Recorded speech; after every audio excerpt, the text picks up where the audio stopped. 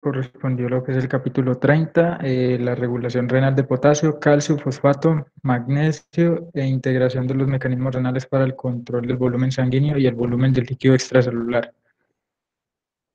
Ok, entonces, nosotros sabemos que el potasio es un ion que va a tener una concentración más alta en el líquido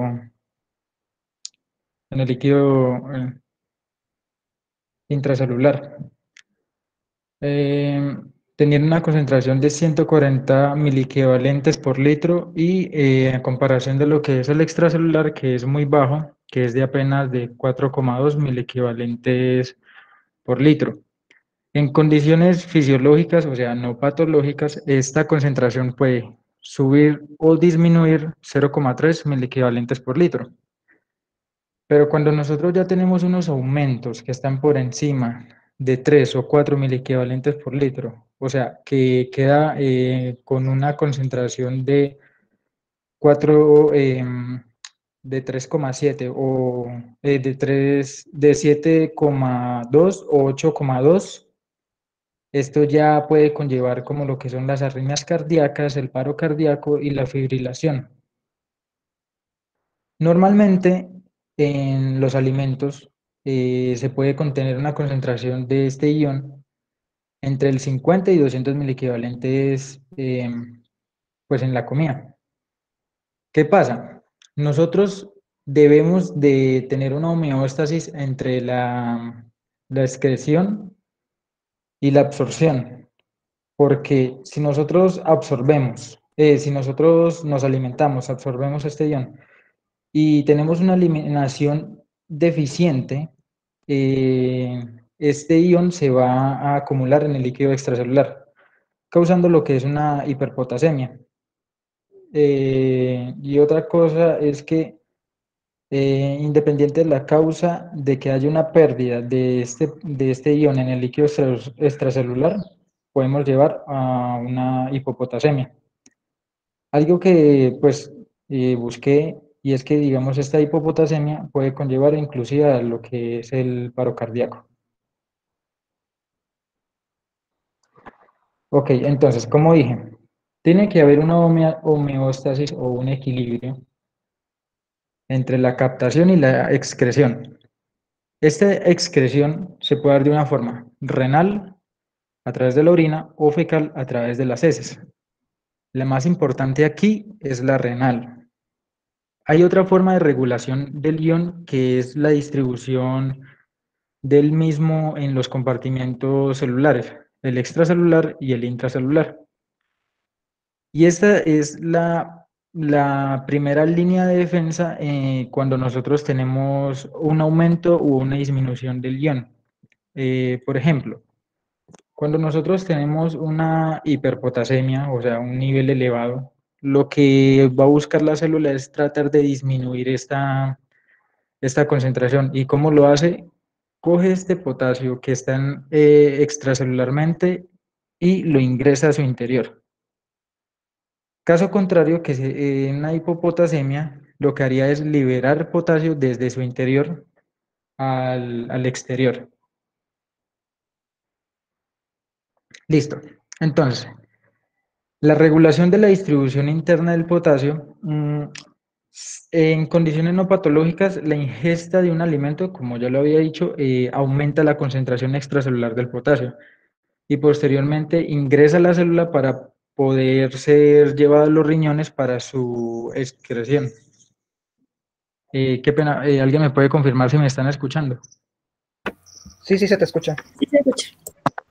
Listo, dale, gracias.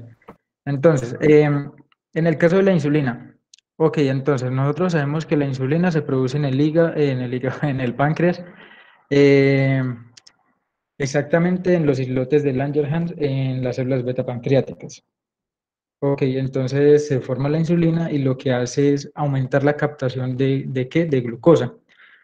Pero entonces la captación de glucosa no es así de simple. La captación de glucosa se da por medio de un cotransporte o un transporte activo secundario, que lo que primero que hace es, se activa la bomba sodio-potasio ATPasa, entonces se bombea sodio al exterior celular e ingresa potasio. Em, y después el sodio ingresa con la glucosa a través de una proteína que facilita su entrada. En el momento de que ingresa el potasio, en este mecanismo ya está aumentando la captación del ion. Listo. La aldosterona. La aldosterona es una hormona que se produce en la médula, en la glándula suprarrenal, exactamente en su zona glomerular. La aldosterona tiene un mecanismo que en resumidas palabras es aumentar la captación del potasio. Pero ¿cómo lo hace? La aldosterona entonces llega a lo que son las células que más adelante las nombraré, pero pues por el momento serán en la parte de la nefrona, que es el túbulo distal y el conducto colector, y van a actuar sobre un receptor, o bueno, se van a unir a su receptor que se denomina el receptor mineral corticoide. Este receptor mineral corticoide va al núcleo y aumenta lo que es el proceso de transcripción y traducción de lo que son algunas proteínas, como lo que es aquí la ENAC o canal de sodio epitelial, el ROMK o conducto de potasio de membrana apical y el BK, que es el canal de potasio grande. Más adelante yo les explicaré cómo sirven estos transportadores.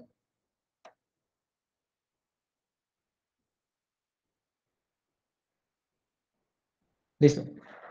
Siguiendo entonces, también hay estímulos beta-adrenérgicos que aumentan la captación del potasio, que llegan las catecolaminas, que los ejemplos más clásicos son adrenalina y noradrenalina. Ellos actúan sobre los receptores beta 2 adrenérgicos, que pues recordando hay tres tipos de receptores beta y dos tipos de receptores alfa. Y pues dependiendo de la localización de los receptores, tienen diferentes secuelas. En este caso, estos receptores, cuando se estimulan por la unión de estas catecolaminas, facilitan la entrada de potasio al interior de la célula. Otra cosa es que tenemos lo que es la acidosis y la alcalosis metabólica.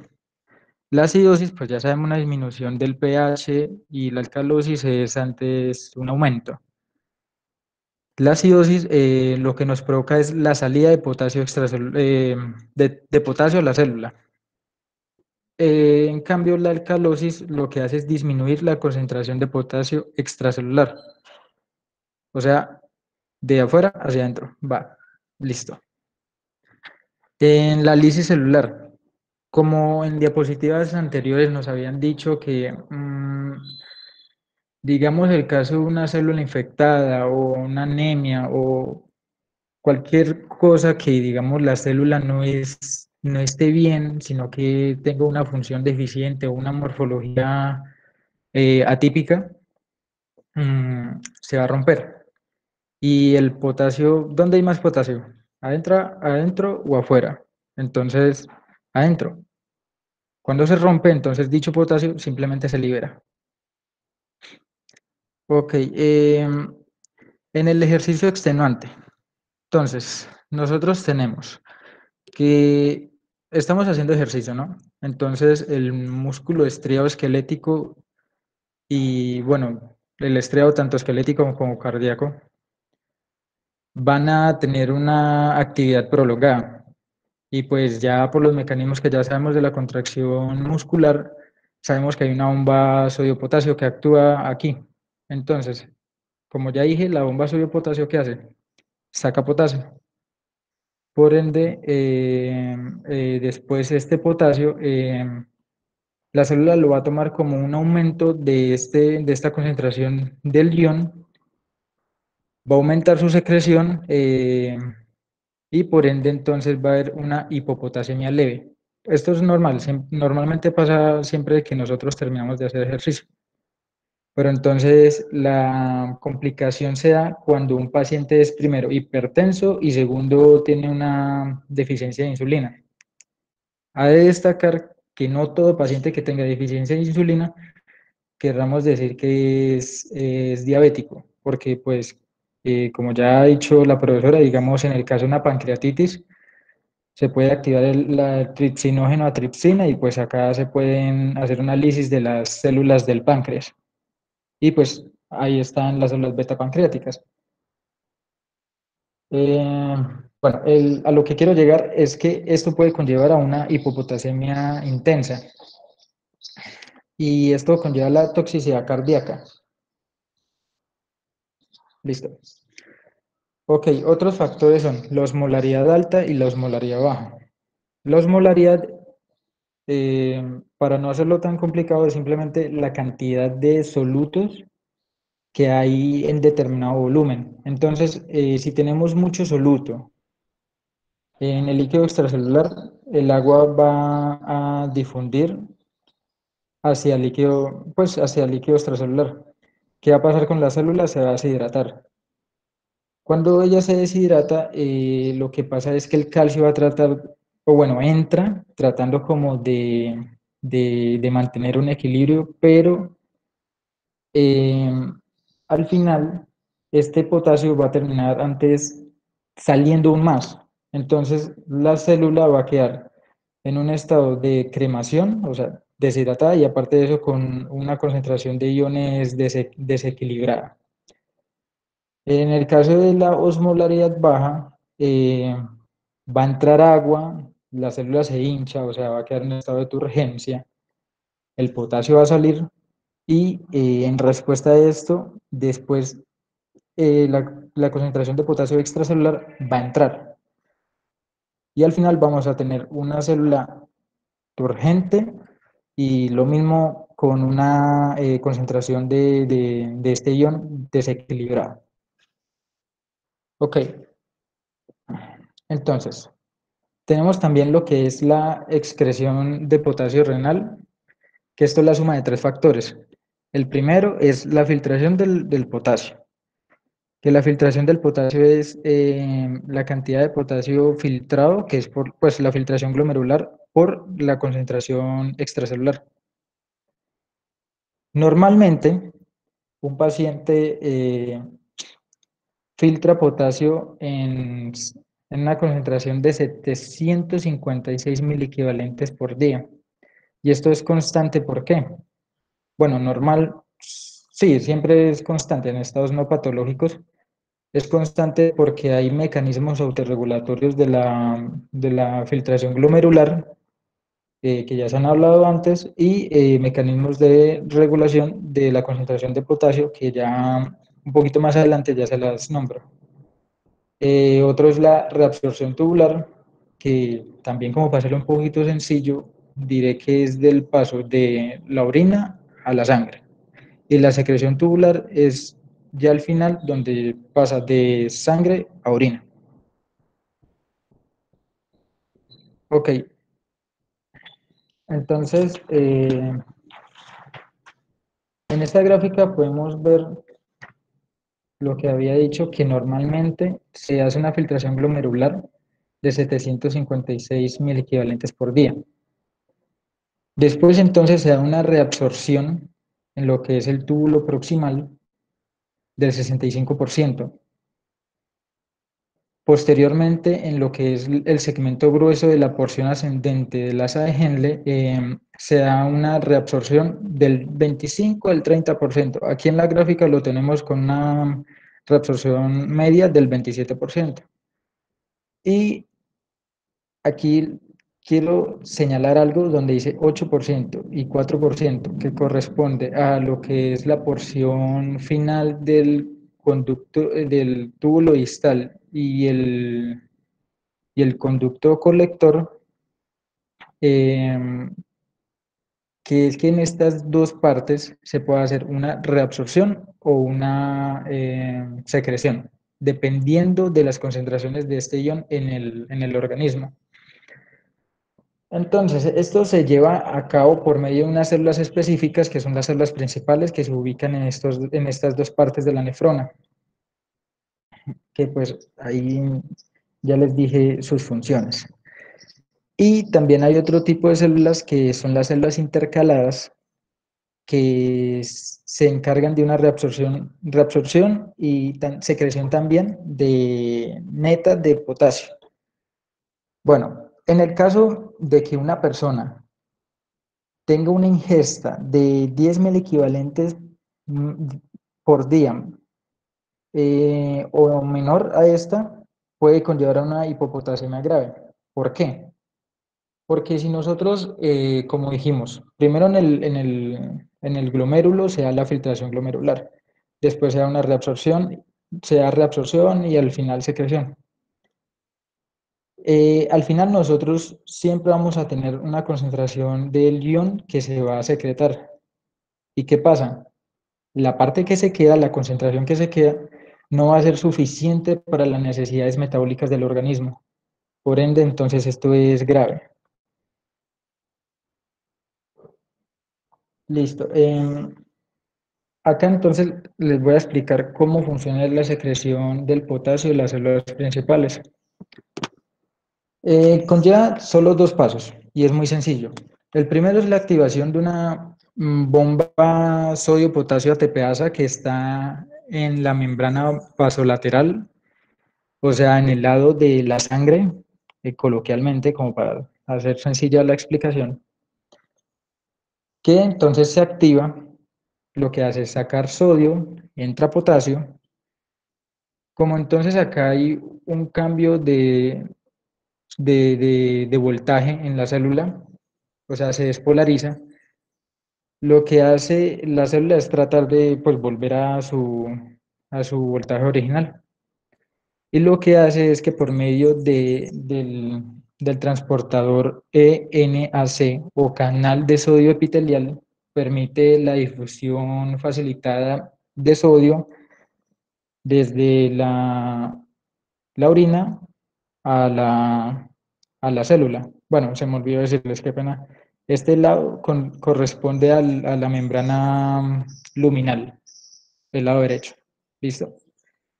Listo. Entonces, al hacer esto, entra el sodio y en respuesta sale potasio por dos transportadores, que sería el BK, que sería el canal de potasio grande, y el ROMK, que sería el conducto de potasio de membrana apical. Eh, para esto, pues obviamente debe haber unos controles de esta secreción, porque pues obviamente no todo el tiempo vamos a secretar potasio, como ya lo dije, dependiendo de las necesidades metabólicas. El primero vendría a ser una mayor o una actividad de la sodio-potasio ATPasa, que está en el lado izquierdo, o sea, en la membrana vasolateral. También está el gradiente electroquímico para el paso de potasio, porque, pues, para poder pasar, primero tiene que ser el voltaje propicio para el paso del ion y la permeabilidad de la membrana luminal hacia el potasio.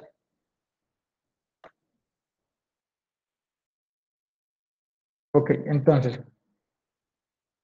como dije, entonces las células intercaladas pueden reabsorber y secretar potasio. En el caso de que nosotros tengamos una pérdida de potasio, digamos por un paciente que llegue con diarrea aguda, una pérdida muy grande de líquidos y a su vez electrolitos, vamos a tener unas células intercaladas que son el tipo A, que lo que hacen es tener una proteína ATPasa hidrógeno potasio en la membrana luminal. O sea, espera un momentico, aquí, la tendría aquí. Y esta lo que hace es, eh, toma potasio de la orina, la ingresa a la célula y el hidrógeno, lo contrario, de la célula a la orina. Y después el potasio que ya está dentro de la célula va a difundir eh, hacia la sangre por la membrana vasolateral. Y en el caso contrario de que tengamos un exceso de potasio, van a actuar las células intercaladas, pero de tipo B, que van a tener una ATPasa de hidrógeno potasio, pero en la membrana vasolateral, o sea, acá. Aquí preciso donde está la gráfica, está perfecta ahí. Entonces, lo que va a hacer es tomar potasio de la sangre, entre comillas, o sea, solo lo digo como para facilitar la explicación. La toma de la sangre ingresa a la célula, el hidrógeno pasa de la célula a la sangre y después este potasio se va a ir a la membrana luminal para después ser secretado por la orina y así disminuir la concentración de potasio en sangre. Ok, entonces en el caso, bueno, en las regulaciones de la secreción de este potasio, tenemos que estimulan la secreción y otros que reducen dicha secreción. En el aumento, en la estimulación de la secreción, vamos a tener tres cosas que son fáciles y sencillas, que simplemente es el aumento de la aldosterona, que en pocas palabras lo único que hace es favorecer la reabsorción de potasio. El segundo es el aumento del potasio extracelular, que acá hay unos mecanismos que ya se lo digo. Y el tercero es el aumento del flujo tubular. Eh, En lo del aumento del potasio extracelular tiene cuatro mecanismos, que entonces es la activación de la ATPasa sodio-potasio de la membrana vasolateral, para que este potasio que está en la sangre pase a la célula y después pase a la orina. Segundo es evitar la retrodifusión de potasio al intersticio celular, o sea, evitar la reabsorción del potasio. ¿Por qué? Porque si pasa de orina a célula, normalmente pues iría hacia sangre de nuevo. Y acá es uno de los mecanismos que ayuda a evitar esto.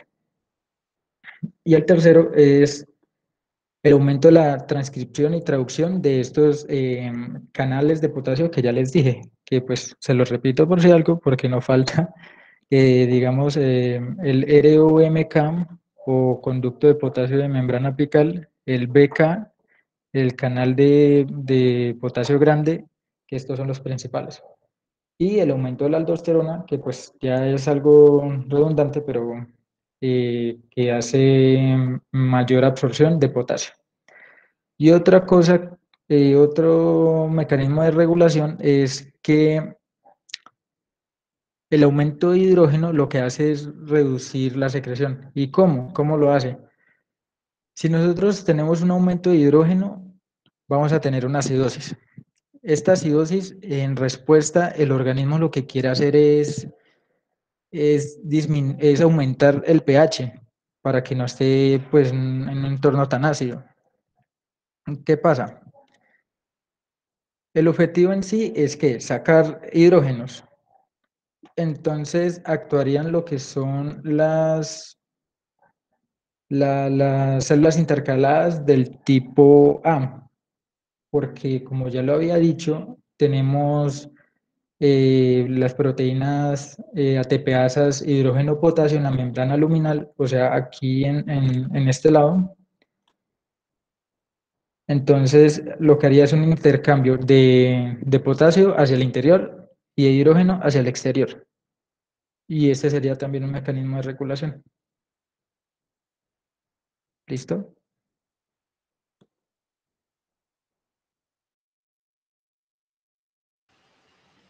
Buenas tardes, yo soy Laura Polanco y les voy a hablar acerca de varios temas en general. El primero con el que voy a empezar a hablarles es el aumento de la concentración extracelular de los iones de potasio, estimulan la secreción de la aldosterona. Entonces, para entender esto tenemos estas dos imágenes que están acá a la izquierda y a la derecha. Resulta que la secreción de aldosterona, que está mediada por la glándula suprarrenal, está controlada por la concentración extracelular que tengamos del ion potasio. Entonces, Para explicar esto tenemos un sistema de retroalimentación que nos va a funcionar de la siguiente manera. En la imagen de la derecha voy a explicarles un poco cómo funciona el sistema de retroalimentación. De acuerdo, un aumento en la concentración plasmática del potasio nos va a estimular la secreción de aldosterona en sangre y, por lo tanto, va a incrementar la concentración sanguínea de aldosterona, que es lo que sucede en la imagen que tiene el número 1. Este incremento de la concentración de la aldosterona en la sangre lo que hace es que haya un aumento acentuado de la excreción del potasio en los riñones, porque como recuerdan, tenemos canales de potasio que nos van a secretar en la nefrona el potasio, pero para poder hacerlo necesitamos de la aldosterona. Entonces, entre más aldosterona tengamos en sangre, va a ser mucho más fácil que se incremente la excreción de este potasio, que es lo que vemos en el bloque que dice número 2. Luego, el aumento de la excreción del potasio nos va a reducir las concentraciones de potasio en el líquido extracelular, porque pues se va a estar excretando en orina. Y eso va a hacer que se conviertan los valores en números normales del potasio extracelular, que es lo que terminamos de ver en el círculo 3 y el círculo número 4. Resulta que este sistema es muy importante porque nos regula la cantidad de potasio que tenemos en plasma y nos atenúa bastante este. Entonces podemos ver que en la imagen de la izquierda tenemos una gráfica, una barra en la que nos vamos a ver, a enfrentar la concentración sérica de potasio contra la concentración plasmática de aldosterona. Entonces, cuando tenemos un incremento de 3.000 equivalentes en la concentración plasmática de potasio, tenemos que pasa de 3.5 a 6.5, notamos cómo la concentración de aldosterona sube y se incrementa muy, muy rápidamente, hasta valores 10 veces más altos de los normales. Y esto es para poder atenuar y poder secretar mayormente potasio y no acumularlo en líquido extracelular. Siguiente, por favor. De acuerdo, entonces en esta gráfica está más resumido todo lo que les acabo de decir. Tenemos que hay una ingesta de potasio alta que nos va a llevar a tener una concentración plasmática o extracelular de potasio. Y esta concentración tan alta de potasio nos va a llevar a una estimulación en la secreción de aldosterona por las glándulas suprarrenales. Se nos van a generar una gran cantidad de aldosterona que tiene el objetivo de aumentar la secreción en orina del potasio. Entonces, esto lo hace, pues, estimulando los canales que nos van a permitir la salida o la secreción del potasio de la célula. Y esto va a hacer que la excreción en orina del potasio se incremente o aumente. Siguiente, por favor. De acuerdo. Entonces, tenemos dos patologías en las que la ingesta, o bueno, la cantidad de potasio que tenemos en sangre se va a ver afectada porque hay afectaciones principalmente en las glándulas suprarrenales. Estas son la enfermedad de Addison y el aldosteronismo primario. En la enfermedad de Addison, el problema que vamos a tener es que las glándulas renales van a tener valores muy, muy, muy altos de este potasio. Ah, no, bajos, perdón, qué pena. Y el aldosteronismo primario, tenemos que la secreción de potasio se va a aumentar. Y esto da lugar a una pérdida renal de potasio. Y esto da lugar a una hipopotasemia. Entonces, estas personas, casi siempre que tienen la enfermedad de Addison o el aldosteronismo primario, suelen ser porque tienen en la glándula suprarrenal tumores, ya sea tanto benigno como maligno. Aparte, en la enfermedad de Addison también puede ser porque hay enfermedades autoinmunitarias en que se atacan las glándulas suprarrenales o en el caso de infecciones como el VIH y la tuberculosis. Siguiente, por favor.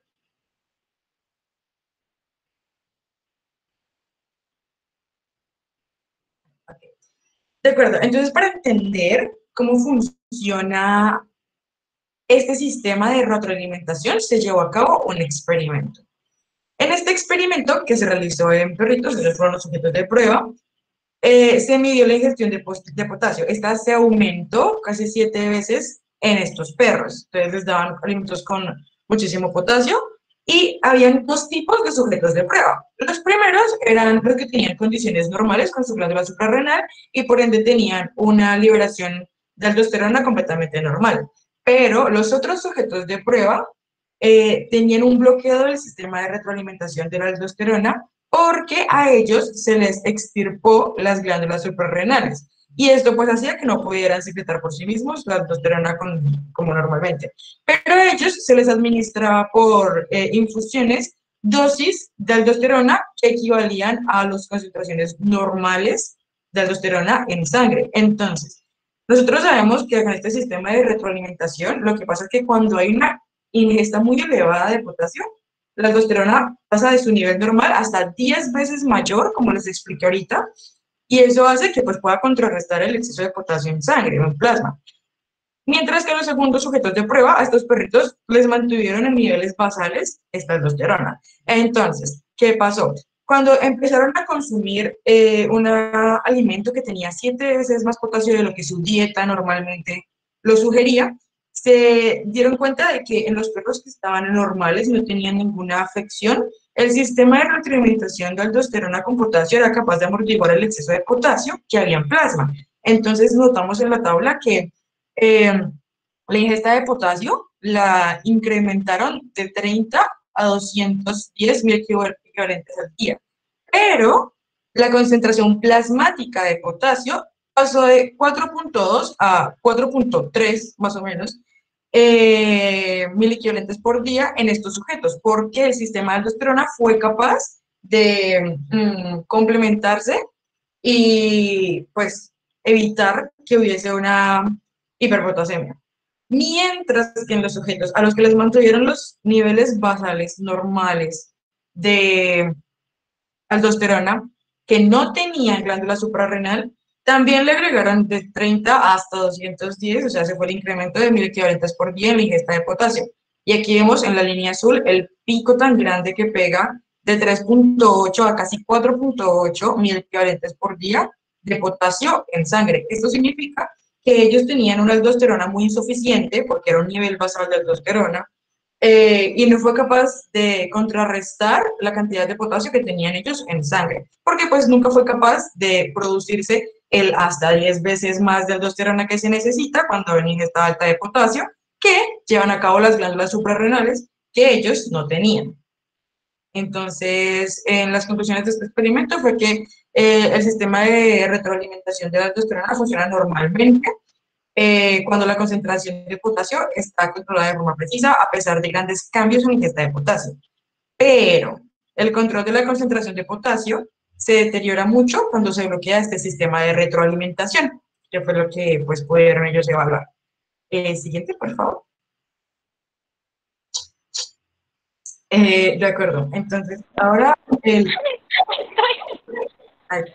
el aumento del flujo tubular distal estimula la secreción de potasio. Entonces,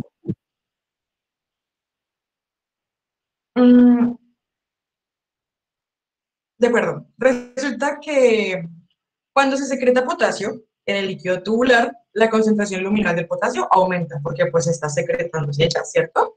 Y al aumentar el flujo tubular, el potasio secretado fluye continuamente. Esto significa que como se está secretando este potasio, en el flujo tubular se va a seguir secretando para excretarlo, ¿no?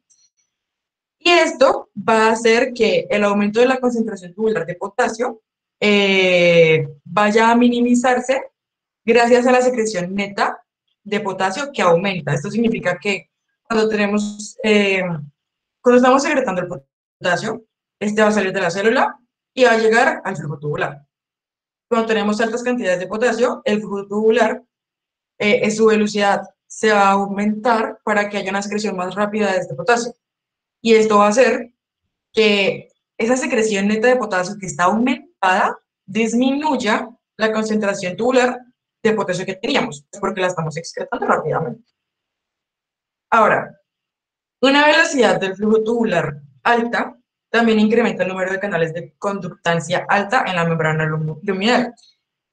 Los canales, estos canales que nos transportan el potasio, suelen ser quiescentes, lo que significa que están en reposo, pero ellos se vuelven activos cuando tenemos la velocidad del flujo tubular aumentada. Y esto hace que aumente enormemente la conductancia del potasio a través de la membrana luminal, y esto hace que pues siga aún secretándose más y secretándose más potasio.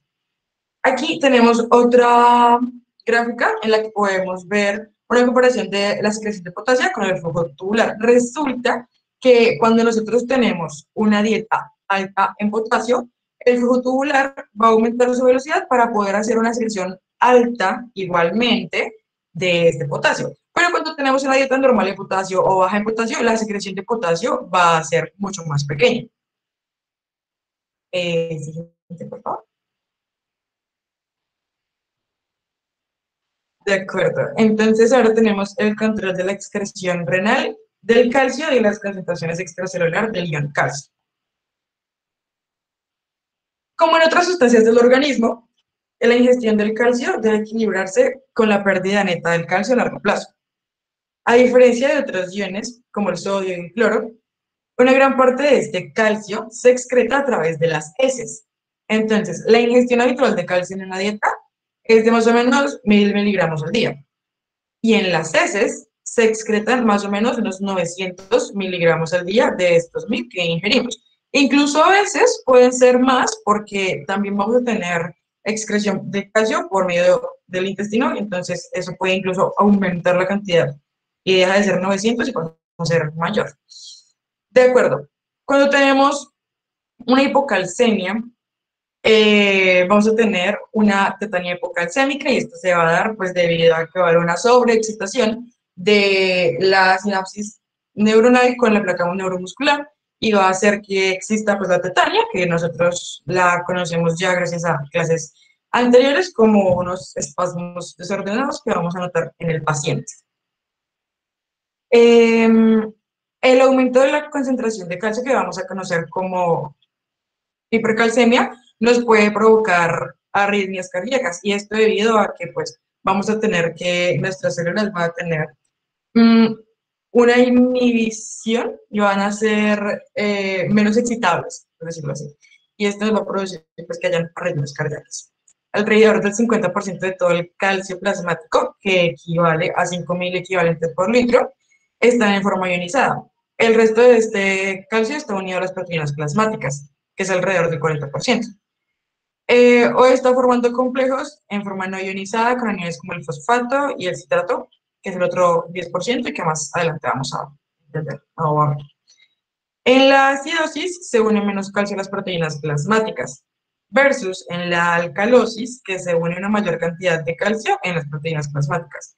Y casi todo el calcio del cuerpo, lo que equivale al 99% más o menos, se almacena en el hueso y solo alrededor de 1% en el líquido extracelular y un 0,1% en el líquido intracelular y en los orgánulos celulares. Esta parte del calcio almacenado en el hueso es importante porque nos va a servir para entender ahorita cómo funciona la regulación del calcio.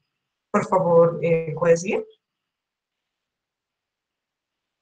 De acuerdo, entonces uno de los reguladores más importantes de la captación y la liberación del calcio es la aparatormona. Ella regula la concentración plasmática de calcio a través de tres efectos principales. Primero, bueno, cuando la concentración del calcio en el líquido extracelular es menor de lo normal, o sea, tenemos una hipocalcemia, la concentración baja de calcio estimula a esta glándula paratiroides que va a secretar la aparatormona. Y esta hormona actúa directamente sobre los huesos. Ella lo que va a hacer en los huesos es estimular la, perdón, la reabsorción ósea. La reabsorción ósea es un proceso en el que los osteoclastos nos van a eliminar tejido óseo y nos van a liberar minerales que están ellos guardando o almacenando. Y estos minerales son esencialmente el calcio. Así que hay una transferencia de ion calcio desde la matriz ósea hasta la sangre. Y esto es lo que les mencionaba que era importante porque ella la va a regular, a controlar. Entonces, ella actúa directamente sobre los huesos, libera grandes cantidades de calcio hacia el líquido extracelular y normaliza las concentraciones de calcio, evitando pues la hipocalcemia. Y cuando la concentración de iones calcio está muy elevada, la secreción de la aparatormona se reduce y lo que ocurre es que los huesos intentan guardar la mayor cantidad de calcio que puedan. Entonces, cuando tenemos una disminución de calcio, la aparatormona se va a activar va a estar presente en nuestro organismo y va a secretarse bastante. Y esto nos va a llevar a que va a haber una liberación ósea del calcio por la resorción ósea. También nos va a estimular una reabsorción renal de calcio para que nos sigamos excretándolo en la orina. Y nos va a hacer una activación de la vitamina D3, que a la final nos va también a construir o a dar una mayor reabsorción intestinal de calcio, que como les mencioné anteriormente, puede el intestino excretarlo y que eso es lo que hace que se supere a veces los 900 miligramos sobre... uy, miligramos al día. Entonces, básicamente, la paratormona lo que hace es estimular la resorción ósea y esto hace que se libere calcio cuando no tenemos suficiente sangre. También estimula la activación de la vitamina D, que después va a incrementar la reabsorción intestinal del calcio para que no lo perdamos. Y también va a aumentar directamente la reabsorción de calcio en el túbulo renal, para que este no se secrete en la orina tampoco. Ahora, puedes pasar la palabra. Gracias. De acuerdo, ahora el control de la excreción del calcio en los riñones. Alrededor del 99% del calcio filtrado se reabsorbe en los túbulos y solo el 1% del calcio filtrado es el que vamos a excretar. Alrededor del 65% del calcio filtrado se reabsorbe en el túbulo proximal, del 25 al 30% en el asa de Ende y el 4 al 9% en el túbulo distal y conector. La reabsorción del calcio en el calcio tubular proximal tiene dos rutas, una paracelular, donde ocurre en mayor parte, y una transcelular, donde ocurre solo el 20%. La ruta que vamos a llamar paracelular es donde el calcio es disuelto en agua y transportado con el líquido reabsorbido cuando circula entre las células, mientras que la transcelular se va a llevar a cabo en dos pasos. El primero es que el calcio se va a difundir desde la luz tubular a la célula. Y esto se va a hacer gracias a un gradiente electroquímico. Esto se debe a que la concentración muy superior de calcio en la luz tubular motiva su movimiento hacia la célula, porque dentro del citoplasma celular hay mucho menos. Mientras que también decimos que es pues, eléctrico porque el interior celular tiene una carga negativa con respecto a la luz tubular. Entonces, pues es un gradiente que le favorece el calcio para entrar. Y el segundo paso es que el calcio sale de la célula a través de la membrana vasolateral por una bomba de calcio, ATPasa, y por un contratransportador de sodio-calcio. La reabsorción del calcio en el túbulo distal y en el asa de Henle, aproximadamente en el asa de Henle, el 50% se lleva a cabo en la rama ascendente gruesa. Y es a través de la ruta paracelular que les acabo de explicar, mientras que el 50% restante tiene lugar en la ruta transcelular. En el túbulo distal, la reabsorción de calcio se produce casi por completo mediante el transporte activo a través de la membrana celular. Siguiente, por favor.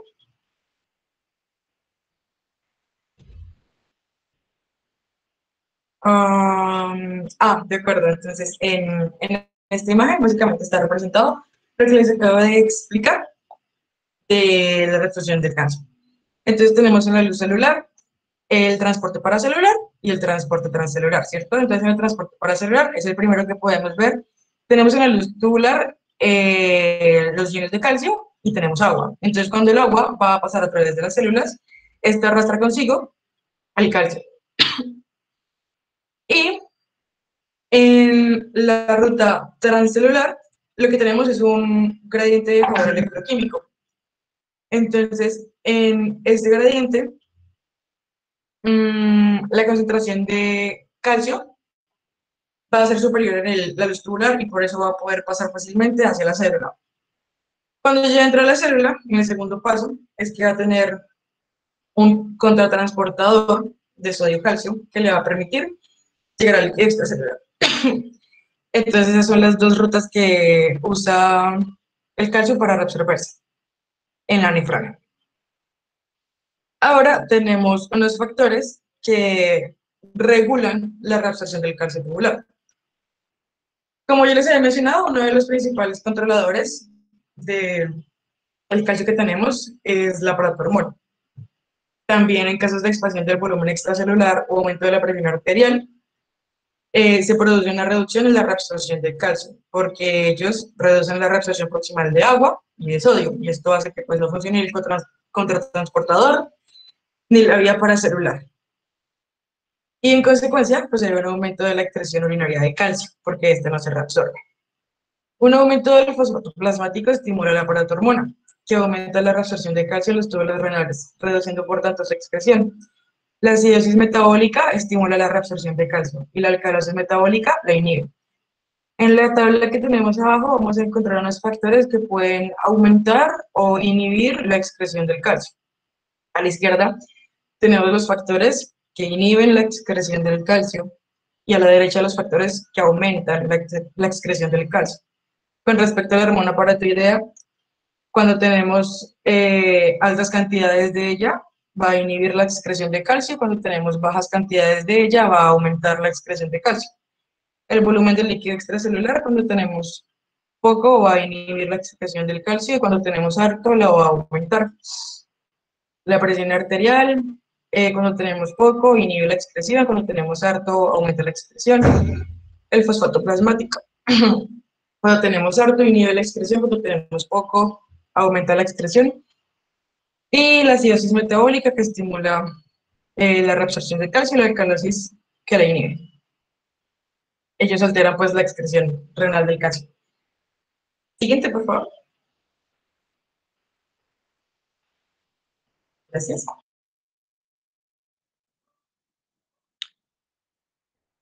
Bueno, yo les voy a hablar sobre la regulación de la excreción renal de fosfato. Si llego a tener algún problema de que no me escuchan bien o me están escuchando entrecortado, por favor me avisan o algo porque estoy teniendo problemas de micrófono, ¿listo? Entonces vamos a empezar aclarando que en la regulación de la excreción renal de fosfato, la excreción de fosfato en los riñones está controlada por un mecanismo de exceso de flujo que se va a explicar a continuación. Los túbulos renales tienen un transporte máximo normal para reabsorber fosfato de unos 0,1 milimol minuto. Cuando hay menos de esa cantidad, todo el filtrado glomerular de fosfato se reabsorbe, pero cuando se supera esta cantidad, el exceso se secreta y el fosfato comienza a precipitarse en la orina cuando su concentración en el líquido extracelular aumenta por encima del umbral, que son unos 0,8 milimol litro.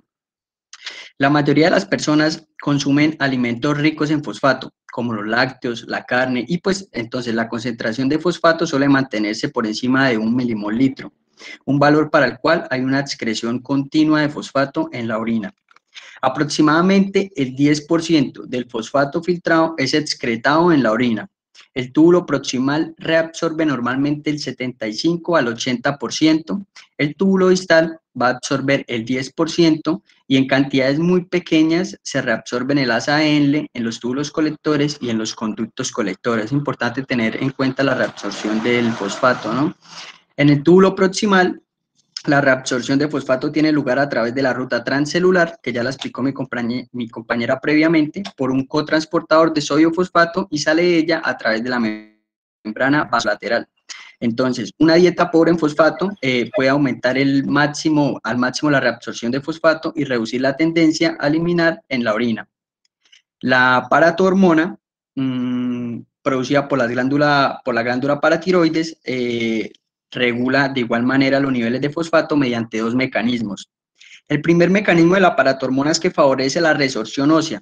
¿Qué es la resorción ósea? La resorción ósea es un proceso por el cual los osteoclastos eliminan tejido óseo, lo que hace que se libere grandes cantidades de iones fosfato al líquido extracelular. De igual manera, la paratormona reduce la reabsorción de fosfato, promoviendo la excreción de fosfato en orina. Siguiente, por favor.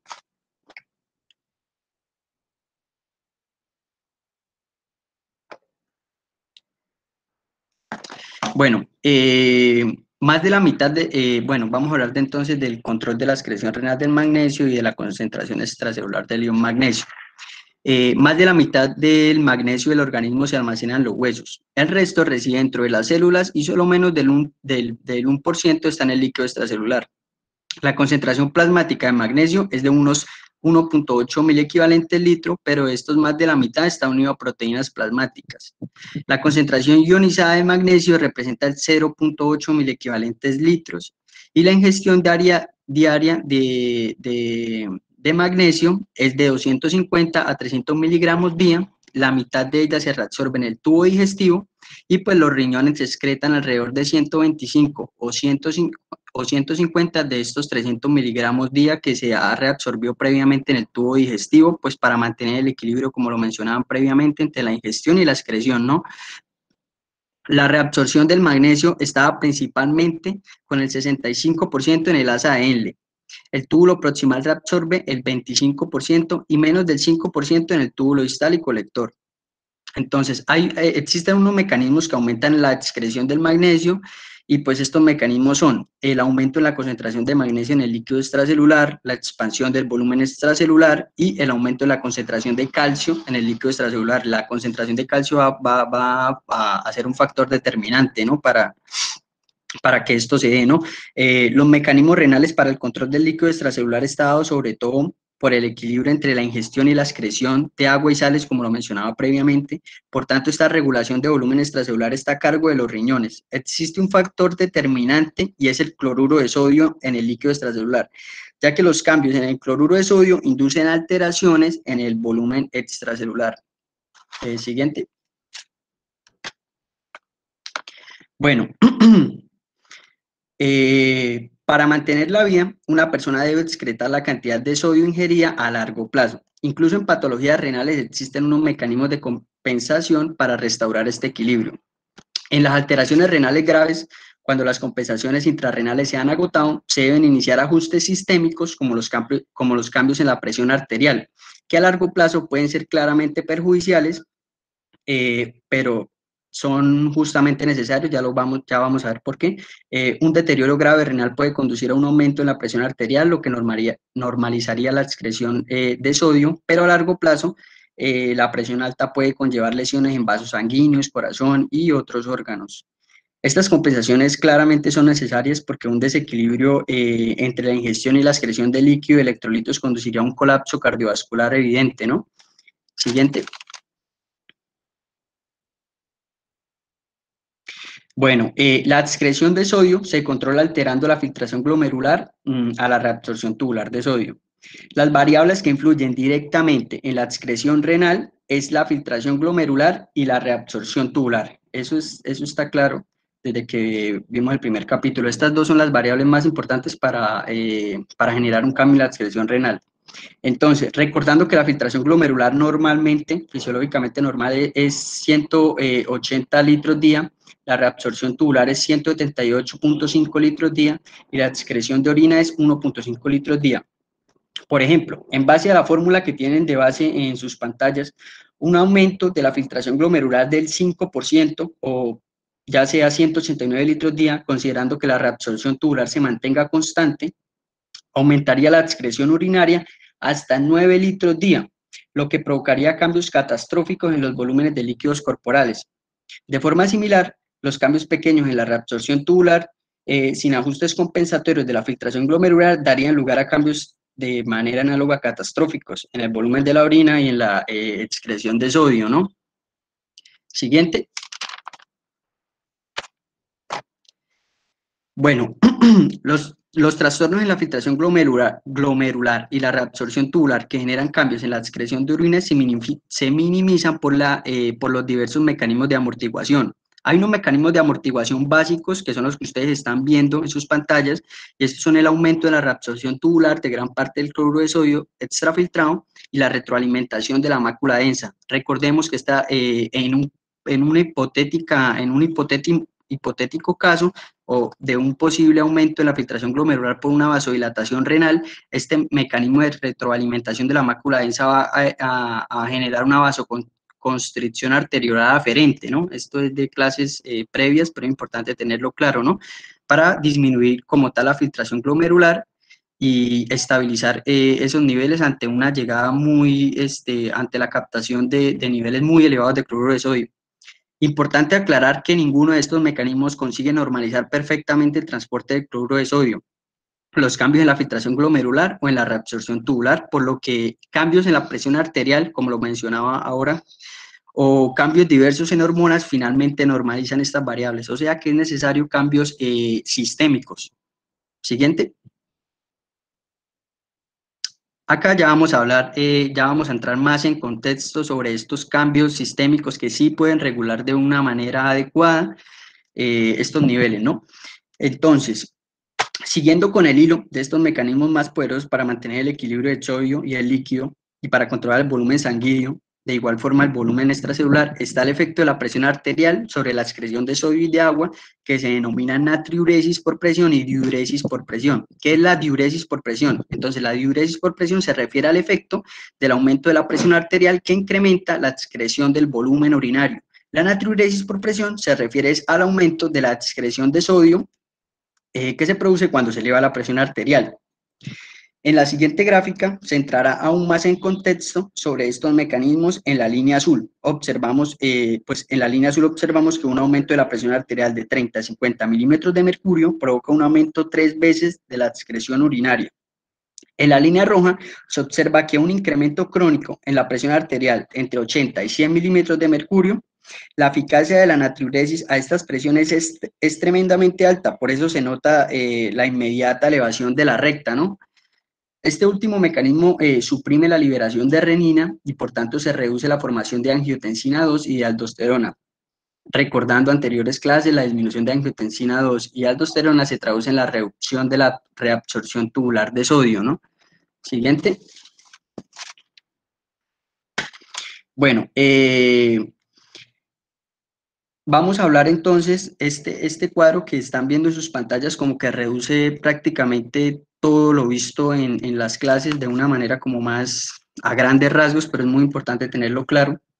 Y es que el efecto de aumentar la presión arterial para elevar la diuresis es parte de un poderoso proceso sistémico de retroalimentación para mantener el equilibrio entre la ingestión y la pérdida de líquido, minimizando cambios en el volumen sanguíneo, volumen del líquido extracelular y la presión arterial. A continuación, este mecanismo de retroalimentación, pues lo vamos a explicar en la siguiente tabla, ¿no? Pues un aumento en la ingestión del líquido, suponiendo que esta ingestión vaya acompañada de la ingestión de sodio, ¿no? Por encima de la diuresis generará cambios del volumen del líquido extracelular, incrementando en paralelo el aumento del volumen sanguíneo que se va a producir de inmediato. ¿Qué se traduce un aumento en el volumen sanguíneo? Entonces, un aumento en el volumen sanguíneo va a elevar la presión de llenado circulatorio medio. ¿Qué es la presión de llenado circulatorio medio? Es la presión que se ejerce en el sistema vascular sistémico en ausencia del flujo sanguíneo, que es de más o menos 7 milímetros de mercurio.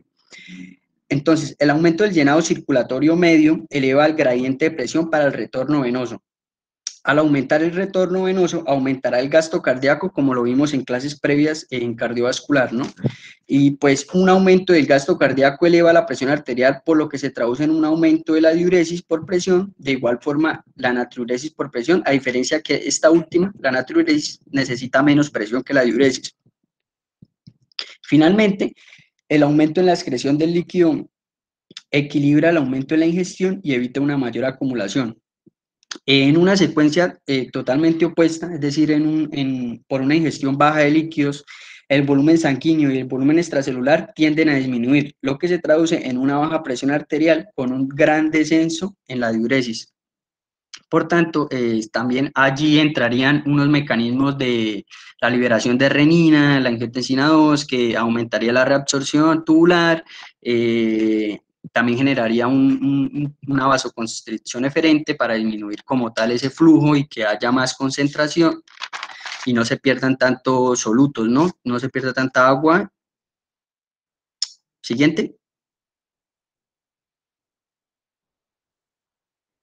Entonces, la eficacia de este mecanismo se analiza en la siguiente figura, que muestra que los cambios en el volumen sanguíneo son casi imperceptibles a pesar de grandes variaciones en la ingestión de agua y electrolitos, excepto cuando la ingestión es tan baja que no es posible compensar la pérdida de líquidos.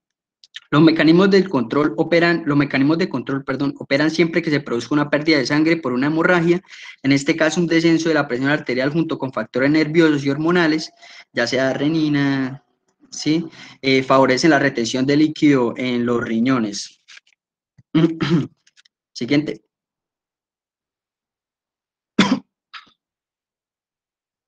Bueno, entonces, vamos a hablar de que existen circunstancias en las que la distribución del líquido extracelular entre los espacios intersticiales y la sangre pueden variar mucho. Los principales factores que pueden dar lugar a una acumulación de líquido en los espacios intersticiales son un aumento en la presión hidrostática capilar, una reducción de la presión coloidosmótica plasmática, un aumento de la permeabilidad en los capilares y una obstrucción de los vasos linfáticos. Siguiente.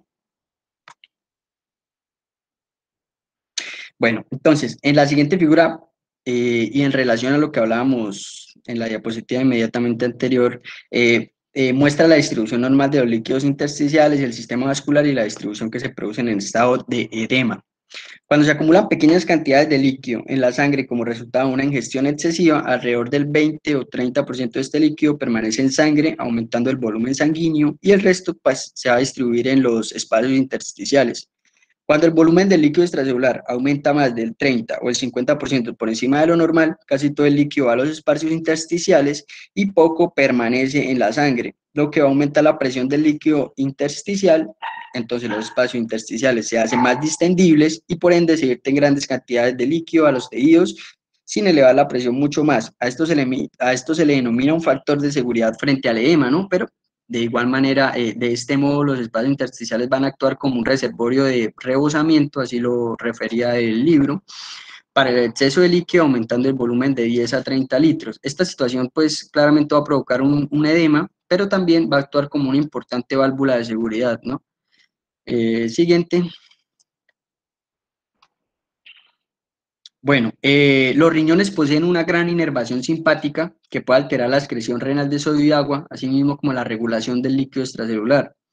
Cuando el volumen sanguíneo se reduce por una hemorragia, las presiones en vasos sanguíneos pulmonares y otras regiones descienden, lo que provoca una activación potente del sistema nervioso simpático renal que reducirá excreción de sodio y agua a través de varios efectos.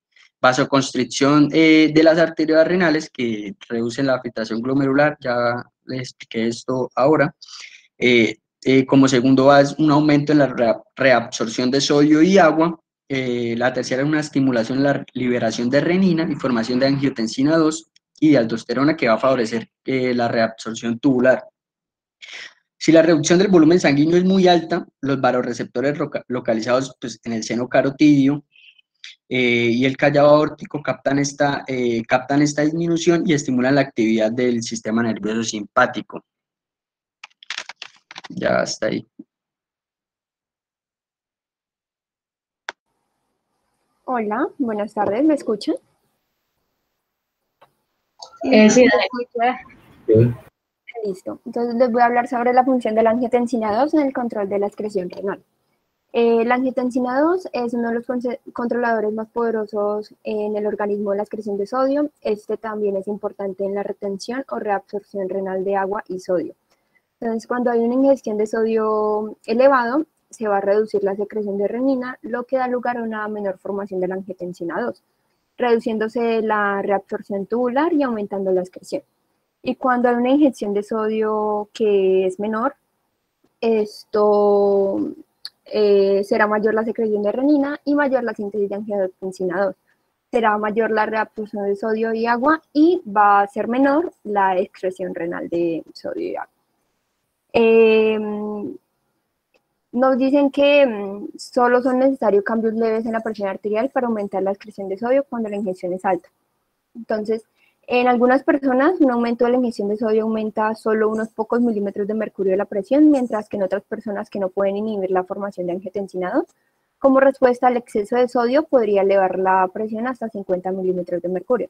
Lo que pasa con esto de la angiotensina 2 es que ya que ayuda a la reabsorción de sodio y agua, esa es importante también con la renina, pues hay un sistema que se llama renina-angiotensina y esto se activa cuando la presión arterial es baja. Entonces se va a activar esta renina, que creo que mis compañeros ya la explicaron, y esta renina va a actuar sobre el angiotensinógeno generando la angiotensina 1, luego va a entrar una enzima convertidora de angiotensina que convierte la angiotensina 1 en angiotensina 2, y pues allí ya como tal se da la ayuda a la reabsorción de sodio y agua. También hay unos fármacos que inhiben la actividad de la angiotensina 2 y así se puede mejorar la excreción de sal y agua. Entonces estos fármacos van como tal hacia la enzima convertidora de angiotensina o antagonista del receptor de angiotensina 2. Entonces lo que va a hacer es que la presión arterial va a disminuir y así los riñones van a tener una mejor capacidad de excreción de sodio. Y esto más que todo se suministran en pacientes con hipertensión. Siguiente. La función de la aldosterona en el control de la excreción renal. La aldosterona ayuda a aumentar la reabsorción de sodio, especialmente en los túbulos colectores corticales, y está muy relacionada con la angiotensina 2. Esta está muy relacionada ya que la angiotensina 2 va a estimular como su secreción, ¿sí? Y ellas dos la aldosterona le va a ayudar como tal a la angiotensina como a reabsorber más agua y sodio, y esta es especialmente en los túbulos colectores corticales. Dice que los cambios de la formación de aldosterona colaboran en el metabolismo en la natriuresis por presión, y eso es porque durante la secreción elevada y mantenida de la aldosterona, los riñones se escapan de la retención de sodio a medida que la presión arterial aumenta. Listo, entonces acá nos hablan del síndrome de Cohn y la enfermedad de Addison. Entonces, en el síndrome de Cohn, tiene tumores en glándulas suprarrenales y se caracteriza por la formación excesiva de aldosterona. Entonces, cuando hay mayor aldosterona es porque hay también una concentración de angiotensina alta, por lo tanto va a haber una mayor reabsorción de sodio y menor excreción de este. Entonces, alrededor de 1 a 3 días de retención de sodio y agua va a aumentar el volumen del líquido extracelular aproximadamente de 10 a 15%, que va de la mano con un aumento de la presión arterial. Entonces, cuando esa presión arterial aumenta lo suficiente, los riñones van a como dejar de retener sodio y agua, por lo que se van a excretar en cantidades de sodio igual a la ingestión diaria, sin importar la presencia de la aldosterona. La enfermedad de Addison es una insuficiencia, sea por insuficiencia suprarrenal, y en esta no se produce suficiente aldosterona. Por lo tanto, tampoco va a haber suficiente angiotensina. Y esta va a producir así una menor reabsorción de sodio y mayor excreción de este. Y por lo tanto, va a disminuir el volumen del líquido extracelular y dar hipotensión arterial. Y cuando está como tal la aldosterona, como cuando falta completamente, la pérdida del volumen puede ser grave, a no ser que la persona consuma grandes cantidades de sal para como sobreponer, como para ayudar a la pérdida de estos. Siguiente. Listo. Función de la ADH en el control de la excreción renal de agua. La ADH es la hormona antidiurética. Esta permite a los riñones formar pequeños volúmenes de sal. Esto es importante durante la privación de agua, lo cual aumenta las concentraciones plasmáticas de la hormona antidiurética, que a su vez incrementa la reabsorción renal de agua y minimizan la reducción del volumen del líquido extracelular y de la presión arterial. Entonces, cuando hay una privación del agua, cerca de 24 a 48 horas, normalmente hay un descenso del volumen del líquido extracelular y presión arterial. Pero si se bloquean los efectos como tal de la ADH con fármacos, o sea, que se bloquee la reabsorción de agua como tal, se da una reducción importante en el volumen del líquido extracelular y la presión arterial. Y cuando hay un exceso del volumen del líquido extracelular, la reducción de las concentraciones de ADH disminuye la reabsorción renal de agua, lo que ayuda a eliminar el exceso del volumen del organismo. Ahí nos dicen que en personas que han perdido la capacidad de la secreción de ADH, el volumen de orina puede ser de 5 a 10 veces más de lo normal. Y este aumento se debe a compensar con la ingesta elevada de agua, ya que pues se secreta en exceso este líquido. Siguiente.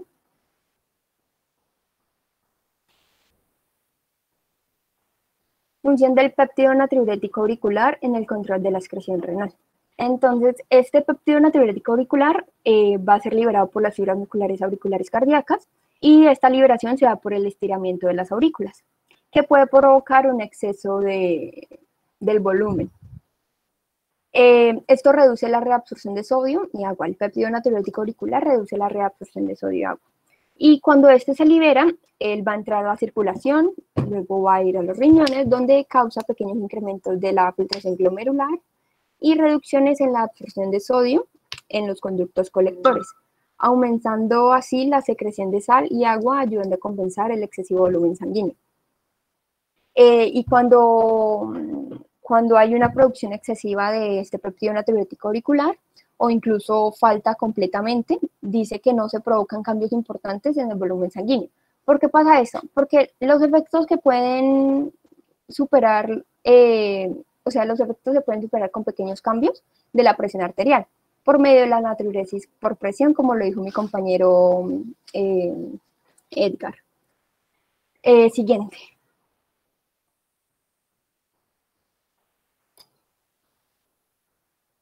Listo. Respuestas integradas a los cambios de la ingestión de sodio. Vamos a hablar de la ingestión elevada de sodio, que suprime los sistemas antinatriuréticos y activa los natriuréticos. Entonces, a medida que aumenta la ingestión de sodio, también debe aumentar la excreción. Entonces, hay unos mecanismos para aumentar esta excreción. Entonces, la primera sería la activación de los reflejos de los receptores de presión baja. Este mecanismo es el más importante en las primeras horas tras un incremento de la ingesta de sal. Este se origina en los receptores de estiramiento de la aurícula derecha y vasos sanguíneos pulmonares. Las señales de los receptores van al tronco del encéfalo, donde inhibe la actividad nerviosa simpática de los riñones, y esto reduce la reabsorción tubular de sodio. La segunda sería la supresión de la formación de angiotensina 2, y esto se da por un aumento de la presión arterial y un aumento del volumen del líquido extracelular. Por lo tanto, va a dar una reducción de la reabsorción tubular de sodio, ya que está inhibiendo y se reduce la secreción de la aldosterona también. La tercera sería el estímulo de los sistemas, perdón, el estímulo de los sistemas natriuréticos. Este es especialmente el del péptido natriurético auricular, que contribuye con la excreción de sodio. Esto va a inhibir como tal los sistemas ahorradores de sodio, que sería el de renina, angiotensina, aldosterona y el sistema nervioso simpático. Y va a activar como tal el sistema natriurético, que sería del péptido natriurético auricular, llevando así a un aumento de la excreción de sodio cuando aumenta su ingestión. La 4 serían los pequeños incrementos de la presión arterial. Entonces, este aumento de la presión arterial es causado por la expansión del volumen y, por lo tanto, va a elevar la excreción por medio de natriuresis por presión. Siguiente.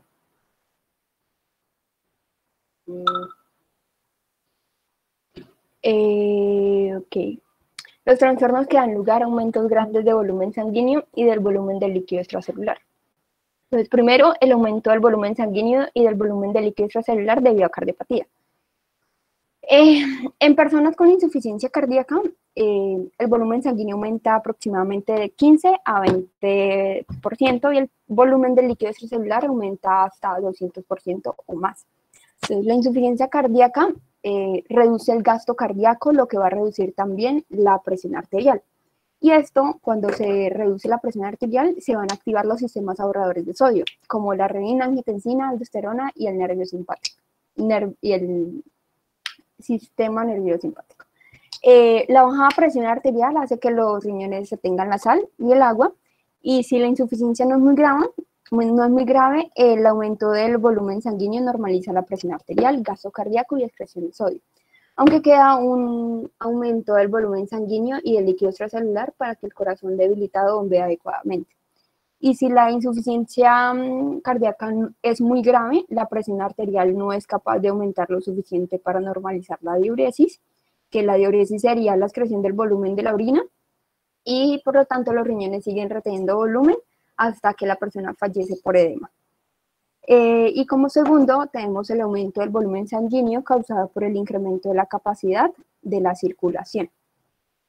Entonces, si la capacidad vascular aumenta, aumenta el volumen sanguíneo para llenar la capacidad de esto. Entonces, la capacidad vascular va a aumentar. Por lo tanto, inicialmente se va a reducir la presión media del llenado circulatorio y se va a reducir el gasto cardíaco y la presión arterial. Esta reducción de la presión arterial provoca retención de sal y agua hasta que el volumen sanguíneo llene la capacidad extra y así elevar la presión arterial hasta el valor necesario para equilibrar la eliminación renal del agua con su ingestión. Siguiente. Los trastornos que provocan un gran aumento del volumen de líquido extracelular, pero con un volumen sanguíneo normal. Esos trastornos suelen iniciar con pérdida de líquido y proteínas del intersticio, lo que reduce el volumen de sangre. Entonces, el síndrome nefrótico sería la pérdida de proteínas plasmáticas en la orina y retención renal de sodio.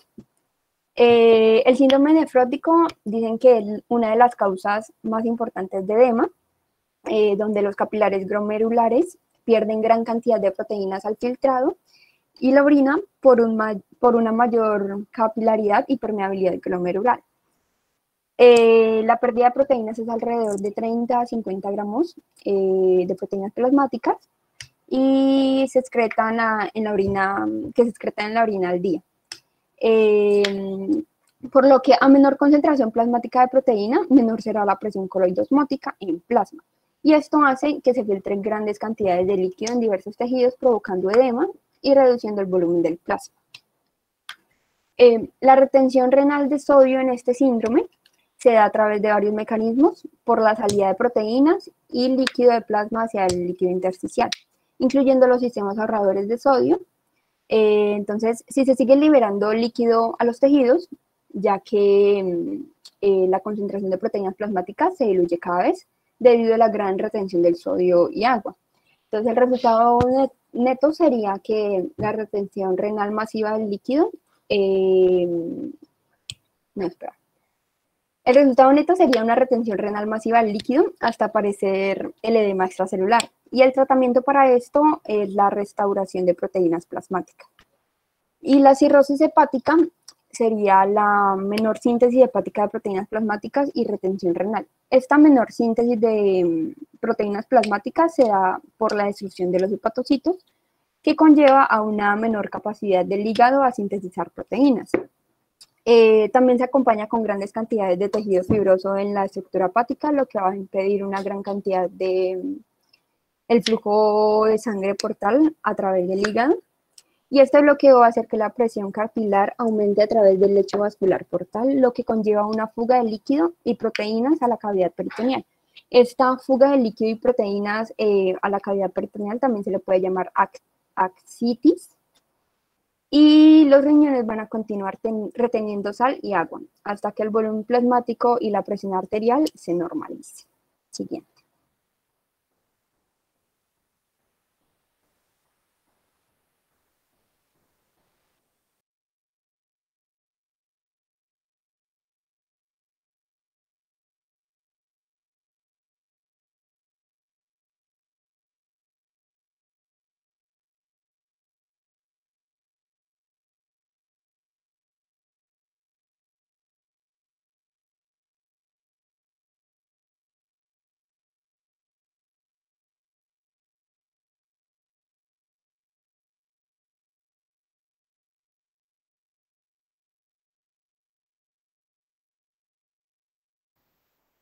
Muchas gracias. Ya hasta acá acabamos. Profe.